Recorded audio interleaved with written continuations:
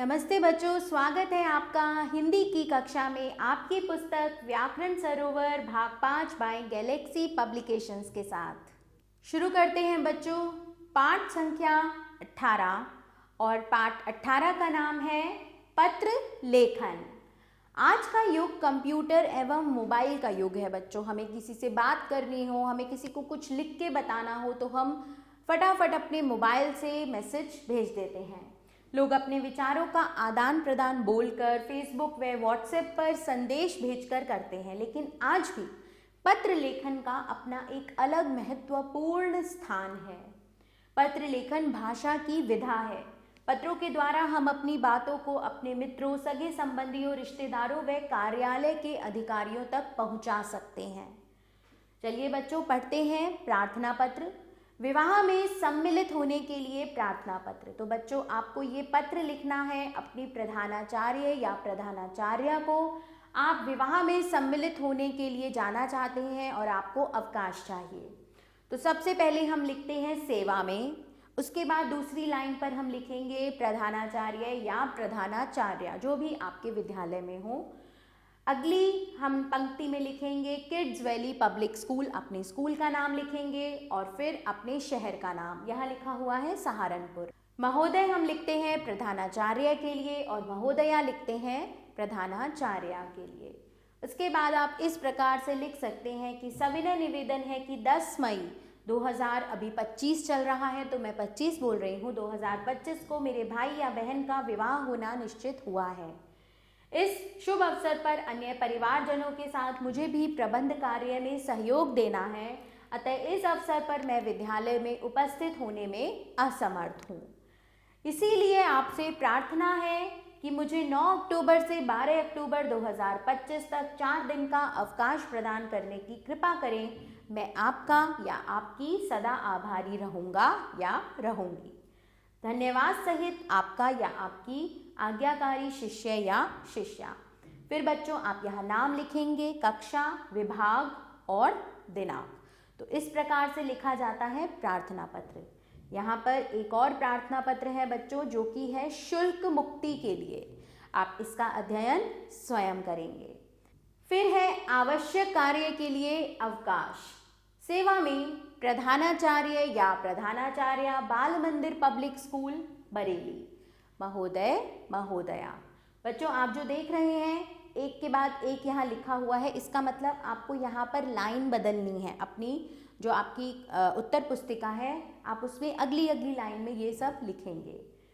फिर यहाँ से लिखेंगे सविनय निवेदन यह है कि मैं कल एक आवश्यक कार्य से पिताजी के साथ शहर से बाहर जा रहा या रही हूँ, इसलिए मैं कल विद्यालय में उपस्थित नहीं हो सकूंगा या सकूंगी। अतः मुझे दिनांक, जो भी आपको तारीख में अवकाश चाहिए वो लिखेंगे आप यहाँ, का अवकाश प्रदान करने की कृपा करें। आपकी अति कृपा होगी। आपका या आपकी आज्ञाकारी शिष्य या शिष्या, नाम, कक्षा, विभाग और दिनांक। तो इस तरह से बच्चों लिखे जाते हैं प्रार्थना पत्र। अब हम आते हैं बधाई पत्र पर। ये कहलाए जाते हैं बच्चों व्यक्तिगत पत्र, पर्सनल लेटर्स। तो यहाँ पर बधाई पत्र है, मित्र को परीक्षा की सफलता पर बधाई। इसे आप कैसे लिखेंगे? सबसे पहले आप लिखेंगे प्रिय मित्र, फिर नमस्कार, आज ही तुम्हारा पत्र मिला। मुझे व मेरे परिवार वालों को यह जानकर हार्दिक प्रसन्नता हुई है कि तुमने विद्यालय में प्रथम स्थान प्राप्त किया है। यह तुम्हारे कठिन परिश्रम और लगन का फल है। मैं तुम्हें इस शानदार सफलता पर हार्दिक बधाई देता हूँ और आशा करता हूँ कि तुम भविष्य में भी ऐसी सफलता प्राप्त करोगे। अपने माता पिता को मेरा सादर प्रणाम कहना और छोटी बहन नेहा को मेरा स्नेह देना। शेष मिलने पर तुम्हारा अभिन्न मित्र पंकज राजपूत। फिर आते हैं बच्चों हम व्यवसायिक पत्र पर, जिन्हें हम बिजनेस लेटर्स कहते हैं। तो यहाँ पर ये व्यवसायिक पत्र है।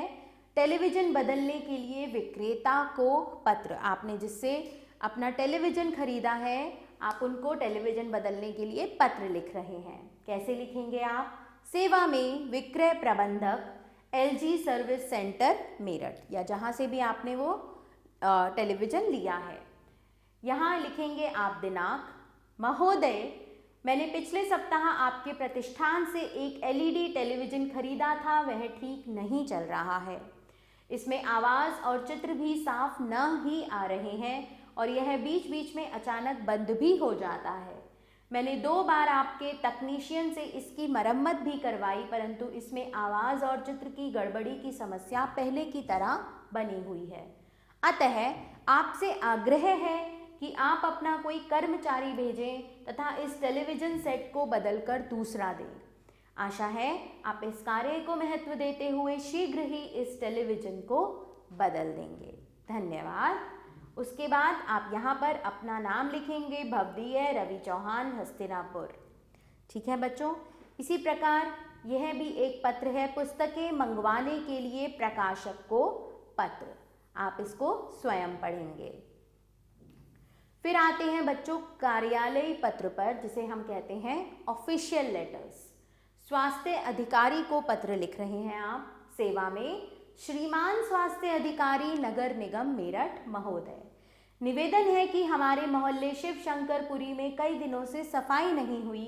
सफाई कर्मचारी कई दिनों से नहीं आए, जिसके कारण गली में गंदगी फैल गई है और नालियों में पानी रुक गया है। गंदे पानी के कारण मच्छर पैदा हो गए हैं, जिनसे मलेरिया फैलने का भय है। मक्खियों की तो पूछो ही मत। अतः आपसे प्रार्थना है कि शीघ्र ही आप सफाई कर्मचारी भेजकर गली की सफाई करवाने की व्यवस्था करें, जिससे हमें गंदगी से छुटकारा मिल सके। धन्यवाद सहित यहाँ पर आप अपना नाम व अपने शहर का नाम लिखेंगे, भवदीय अक्षय राजपूत मेरठ, और फिर सबसे अंत में डालेंगे दिनांक। तो बच्चों यहाँ पर आपको कुछ विषय दिए जा रहे हैं जिन पर आपको पत्र लिखना है। बच्चों आप इनका अभ्यास करें और जैसे जैसे आप अभ्यास करेंगे आप पत्र लेखन में पारंगत होते चले जाएंगे। जुर्माना माफ़ी के लिए प्रधानाचार्य को पत्र लिखिए। अपनी माता जी को पत्र लिखकर परिवार की कुशलता का समाचार मालूम कीजिए। छोटे भाई को अच्छे अंकों की प्राप्ति पर बधाई देते हुए पत्र लिखिए। प्रमाण पत्र लेने हेतु प्रधानाचार्य को प्रार्थना पत्र लिखिए। अपने मित्र को ग्रीष्मावकाश की छुट्टियों में पर्वतीय स्थानों पर जाने के लिए पत्र लिखिए। प्रधानाचार्य को जुर्माना माफ़ी हेतु प्रार्थना पत्र लिखिए और शिक्षा शुल्क माफ़ कराने हेतु प्रधानाचार्य को पत्र लिखिए। तो बच्चों इसमें मुख्यतः प्रार्थना पत्र, बधाई पत्र और व्यक्तिगत पत्र हैं जो आपको लिखने हैं। आभार बच्चों, मिलते हैं नए पाठ के साथ।